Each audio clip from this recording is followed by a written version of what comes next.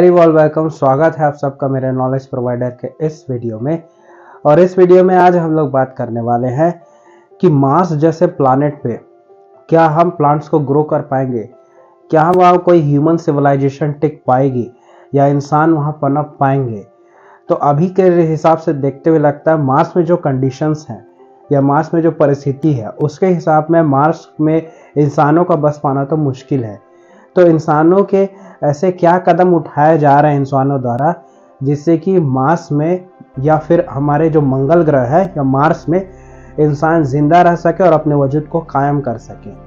तो पहले सबसे चीज़ है कि अगर इंसान को वहाँ जिंदा रहना है तो वहाँ के वातावरण को अनुकूल बनाना पड़ेगा और इंसान के लिए खाने पीने की चीज़ें वहाँ उपलब्ध करवानी पड़ेंगी। तो इसके लिए सबसे इम्पोर्टेंट चीज़ ये है या महत्वपूर्ण चीज़ ये है कि वहाँ पर प्लांट्स को पनपाना पड़ेगा या वनस्पति जीवों को वहाँ पर पनपाना पड़ेगा। अब इसके चीज़ में इंसानी प्रयास अभी क्या किए जा रहे हैं, तो नासा ने इस पर एक कदम उठाया है। नासा जो है उसने कुछ साइंटिस्ट को पिकअप किया है। ये जो साइंटिस्ट हैं वो आपके नॉर्थ कैरोलिना स्टेट यूनिवर्सिटी से लिए गए हैं और इन साइंटिस्ट का काम ये है कि ये मार्स में रहने लायक कुछ ऐसे प्लांट्स को डेवलप करे जो मार्स की हार्श कंडीशन को बर्दाश्त कर पाए। इनको एक प्रोजेक्ट पे ये काम कर रहे हैं। इस प्रोजेक्ट का नाम है रीडिजाइनिंग लाइफ फॉर मार्स। तो ये पर्टिकुलर प्रोजेक्ट है जिसका नाम है रीडिजाइनिंग लाइफ फॉर मार्स। तो लाइफ को ये वहाँ पर करेंगे, ये कुछ ऐसे प्लांट्स को डेवलप करेंगे जो प्लांट्स मार्स की कंडीशन वहाँ के हैबिटेट में सरवाइव कर पाए, वहाँ टिक पाए। अब ऐसे इसमें क्या चीज़ किया जा रहा है, तो नासा की एक इंस्टीट्यूट है और ये पूरा जो प्रोजेक्ट है स्पॉन्सर किया जा रहा है नासा द्वारा। नासा की एक इंस्टीट्यूट है जो इसको स्पॉन्सर कर रही है जिसका नाम है निएक, NIAC, NASA institute of advance concept. ये लगभग 1998 में फॉर्म हुआ था और इस पर्टिकुलर इंस्टीट्यूट को ऑपरेट करती है आपकी यूनिवर्सिटी स्पेस रिसर्च एसोसिएशन, जो इसको ननिएक के इंस्टीट्यूट को आपका ऑपरेट करती है। अब यही इंस्टीट्यूट में से कुछ साइंटिस्ट को पिकअप किया गया है और यही साइंटिस्ट कुछ प्लांट्स को इस कैपेबल बना रहे हैं जो प्लांट्स मार्स की कंडीशन को सरवाइव कर पाए। अब ऐसी कौन सी चीज़ है इसमें जिसमें ये प्लांट्स सरवाइव कर पाएंगे, तो पहली चीज़ तो ये हमारे यहाँ जो प्लांट्स हैं वो प्लांट्स आप जानते हैं क्योंकि हमारे पृथ्वी में ओजोन की लेयर है। तो ये ओजोन की लेयर यहाँ के लिविंग ऑर्गेनिजम्स को जीने में मदद करती है। सन से जो आ रही हार्मफुल रेडिएशंस हैं या उसकी जो तरंग है जो किसी भी जीव को नुकसान पहुंचा सकती है, उस वैसे टाइप के जो रेडिएशंस हैं उनको आने से रोकती है आपकी ओजोन की परत या ओजोन की लेयर, जिससे कि सूर्य की बिल्कुल वैसी किरणें पहुंच पाती है जो लिविंग ऑर्गेनिज्म या जो भी जीवित जंतु है या वनस्पति है उनके फायदे के लिए ही होते हैं। तो काफ़ी इसकी इंटेंसिटी को ओजोन की परत घटा देती है जिससे कारण पृथ्वी में जीने लायक माहौल बन पाता है। लेकिन मार्स में तो ऐसा नहीं है। मार्स में अगर आप बात किया जाए तो वहाँ तो सनलाइट का रेडिएशन डायरेक्ट एक्सपोजर पे है। तो वहाँ कोई प्लांट अगर वहाँ जिएगा तो उसको पहली चीज़ तो बर्दाश्त करनी पड़ेगी, डायरेक्ट सोलर रेडिएशन से उसको निपटना पड़ेगा। सोलर रेडिएशन के वजह से ये सोलर रेडिएशन उस प्लांट को जो भी वहाँ पर है वहाँ का टेम्परेचर इतना बढ़ा देंगे जिससे कोई प्लांट वहाँ सरवाइव नहीं कर पाएगा। और इतनी एक्सेस रेडिएशन की वजह से किसी भी प्लांट का जिंदा रह पाना मुश्किल है। जैसे कि अर्थ में ओजोन लेयर ये प्रोटेक्ट कर लेता है, मार्स में तो कोई ओजोन लेयर है नहीं जिससे कारण वहाँ प्रोटेक्शन मिल पाए। दूसरी चीज़, रात के समय इसकी परिस्थिति जस्ट उल्टी हो जाती है। उसमें क्या, रात के समय जो टेम्परेचर है वो फ्रीजिंग पॉइंट से नीचे चला जाता है। फ्रीजिंग पॉइंट से नीचे चला जाने के कारण कोई भी प्लांट वहाँ सरवाइव ही नहीं कर पाएगा रात के समय। तो ये चीज़ और वहाँ पर एक दिक्कत को पेश करती है। तीसरी और सामने एक परिस्थिति उत्पन्न होती है, एक दुविधा है कि जो मार्शियन सॉइल है या वहाँ की जो मृदा या मिट्टी है उस मिट्टी में न्यूट्रिशन की बहुत कमी है। मार्शियन सॉइल न्यूट्रिशन डेफिशिएंट है और उसमें कुछ टॉक्सिक्स हैं, कुछ जहरीले पदार्थ भी हैं जो इंसान और पौधों के लिए दोनों के लिए हानिकारक है। इनसे भी कोप अप करना पड़ेगा। तो वहाँ के जो टॉक्सिक मटेरियल्स हैं, मिट्टी में जो टॉक्सिक मटेरियल्स हैं उनसे भी निपटने की चीज़ ऐसे। तो इस तरीके में हमारे पृथ्वी में अभी ऐसा कोई पौधा नहीं है या कोई ऐसा पादप या प्लांट नहीं है जो इन कंडीशन को फेस कर पाए। तो इसी के लिए निपटने के लिए ये जो साइंटिस्ट की जो टीम है वो रिसर्च लगातार कर रही है, और इसी चीज में इन्होंने खास डेवलपमेंट करके दिखाया है। उस डेवलपमेंट में ये क्या किया है, इन्होंने अभी इनिशियल फॉर्म में या शुरुआत तौर पर एक जीन को निकाला है। ये जीन निकाला गया है एक अति सूक्ष्म जीव से। एक सूक्ष्म जीव को बोलते हैं बैक्टीरिया, और ये कोई नॉर्मल बैक्टीरिया नहीं है, ये बैक्टीरिया की एक कैटेगरी है जिसको आर्के बैक्टीरिया बोला नाम दिया जाता है। इनको प्रिमिटिव बैक्टीरिया बोलते हैं।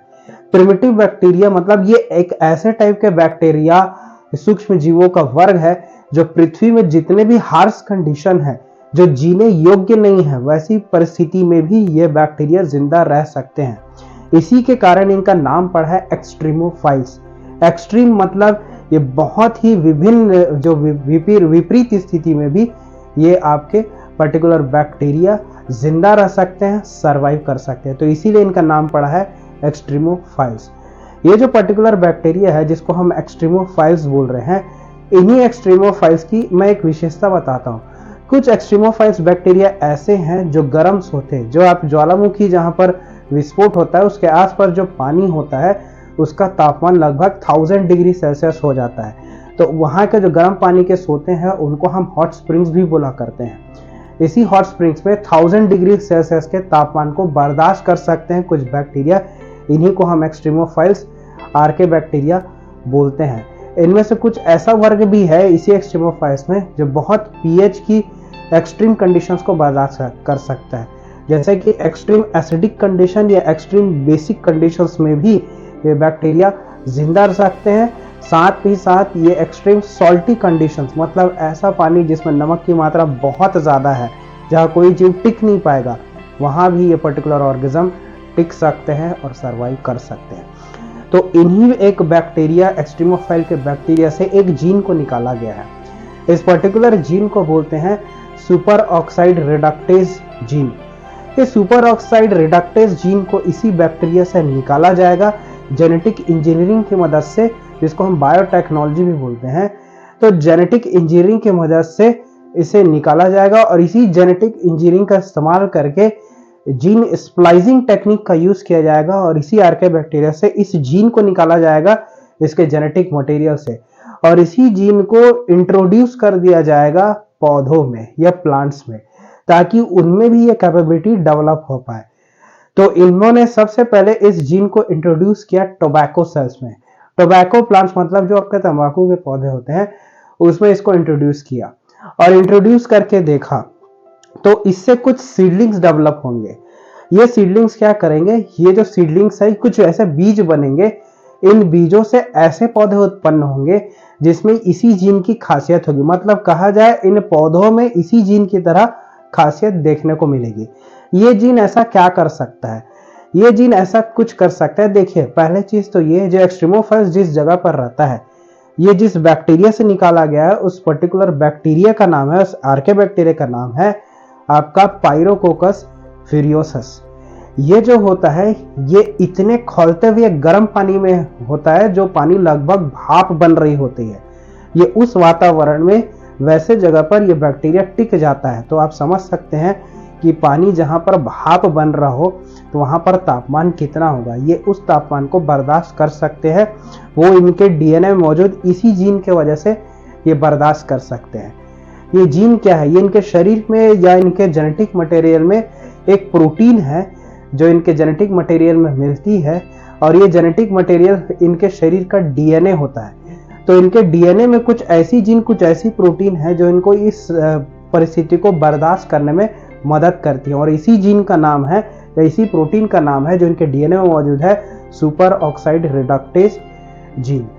अब इस जीन के वजह से इनमें कैपेबिलिटी हो जाती है, एक क्षमता विकसित होती है।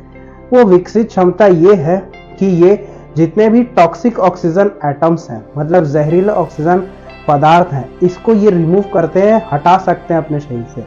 दूसरी चीज ये कि अपने जो कोशिका जो अपने शरीर से इसको हटा सकते हैं। दूसरी चीज इसमें यह देखने को मिलती है, ये जब बहुत स्ट्रेस में होते हैं, मतलब इनको इस पर्टिकुलर तापमान को झेलना पड़ता है, इस स्ट्रेस के वजह से इनके शरीर में या इनके सेल्स में, आप जानते हैं सूक्ष्म जीव है तो इनका शरीर सिर्फ एक ही सेल से बना होता है, तो इनके सेल्स के अंदर कुछ ऐसे पदार्थ बनते हैं बहुत स्ट्रेस के कंडीशन के कारण, जिस स्ट्रेस के कंडीशन का ये ऐसे पदार्थ बनते हैं, इन पदार्थों को और ये आपके जो टॉक्सिक ऑक्सीजन एटम्स हैं इन सब को ये जीन हटाने में मदद करती है। तो इसके कारण ये होता है कि ये ऐसे वातावरण को, अगर एक सरल भाषा में बोला जाए, ये ऐसे वातावरण को झेलने लायक क्षमता विकसित हो जाती है, जिनके कारण इनका जो टॉक्सिक ऑक्सीजन एटम है वो हटते रहता है और स्ट्रेस के कारण इनके सेल के अंदर ऐसे तत्व पैदा होते हैं, स्ट्रेस के कारण इनको भी हटाने में ये जीन मदद करती है। तो इसके वजह से ये वहां पर जीने लायक कंडीशन में आ जाते हैं और अपनी क्षमता को विकसित कर लिया है इन्होंने इसी जीन के कारण। तो रिसर्चर्स ये सोच रहे हैं कि क्यों ना इसी जीन को डाला जाए और इसी को ही जेनेटिक इंजीनियरिंग टेक्निक की मदद से टोबैको सेल्स में कर दिया है। तो टोबैको सेल्स में भी यही काबिलियत विकसित हो जाएगी, क्योंकि मार्स में ऑक्सीजन की जरूरत है, तो वहां पर किसी प्लांट का टिकना है और टॉक्सिक मटेरियल्स हैं जो मार्शियन सॉइल पे हैं, यही मार्शियन सॉइल की वजह से वो टॉक्सिक मटेरियल्स प्लांट में आ जाएंगे, तो इनको वो प्लांट रेसिस्ट कर पाएगा, अवरोध उत्पन्न कर पाएगा इनकी वजह से, तो उनको टिकने में मदद होगी। तो ये तो एक पहला स्टेप है जो इस प्लांट्स में देखने को मिल रहा है। दूसरा स्टेप ये कि कुछ ऐसे बैक्टीरिया को भी लिया जाएगा जो पृथ्वी में बहुत एक्सट्रीम कोल्ड कंडीशंस में भी जिंदा रहने की कैपेबिलिटी रखते हैं। ये भी आर्के बैक्टीरिया की ही या एस्ट्रीमोफाइल्स बैक्टीरिया की कैटेगरी में आते हैं। इन बैक्टीरिया से ऐसे जीन को निकाला जाएगा जिस जीन के वजह से अगर इसको पौधों में इंट्रोड्यूस कर दिया जाए या उनमें डाल दिया जाए तो पौधों के अंदर इतने ठंड को भी बर्दाश्त करने की क्षमता विकसित हो जाएगी। तो धीरे धीरे इस टेक्नोलॉजी की मदद से, जेनेटिक इंजीनियरिंग और बायोटेक्नोलॉजी की मदद से ऐसे पौधे हम कुछ सालों में विकसित कर लेंगे जो आगे जाके मार्स जैसे हार्श कंडीशन को भी सरवाइव कर पाएंगे, बर्दाश्त कर पाएंगे। तो ये सब चीज इसीलिए इस पर्टिकुलर प्रोजेक्ट को देख रही है आपकी नियाक, जो 1998 में अभी बताया जो फॉर्म हुई थी। तो धीरे धीरे अब हम आगे देख सकते हैं कुछ ऐसे प्लांट्स की स्पीशीज डेवलप हो जाएंगी जो हार्श कंडीशंस को भी बर्दाश्त कर पाएंगी। तो होप ये वीडियो आपको अच्छा लगा होगा।